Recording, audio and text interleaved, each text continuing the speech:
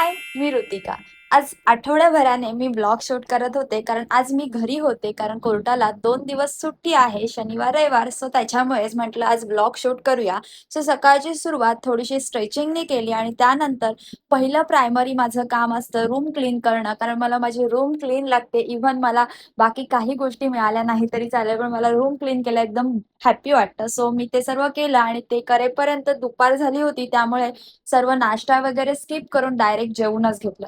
जेवून झाल्यावरती झोप आली होती, पण थोडीफार कामं पर्सनल बाकी होती, सो ती केली आणि मस्तपैकी निंदिया घेतली. मला दुपारची निंदिया घ्यायला भरपूर आवडते. ऑब्व्हियसली सर्वांनाच आवडते, पण कामामुळे ते शक्य होत नाही. सो आज सुट्टी होती आणि काही काम सुद्धा नव्हतं. आय नो अभ्यास तर होताच, पण थोडासा स्किप करून मस्तपैकी निंदिया करून घेतली, थोडं फ्रेश झाले आणि त्यानंतर उठल्यावरती आईला थोडीफार हेल्प करायची होती.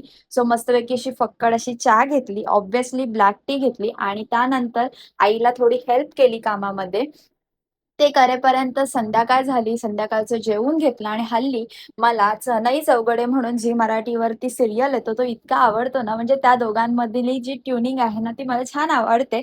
सो मी तो कार्यक्रम बघते आणि त्याच्यानंतर पप्पांना थोडंसं मसाज करायचं होतं, ते केलं आणि असाच माझा दिवस सुद्धा एंड केला. Thanks for watching. भेटू उद्याच्या ब्लॉगमध्ये.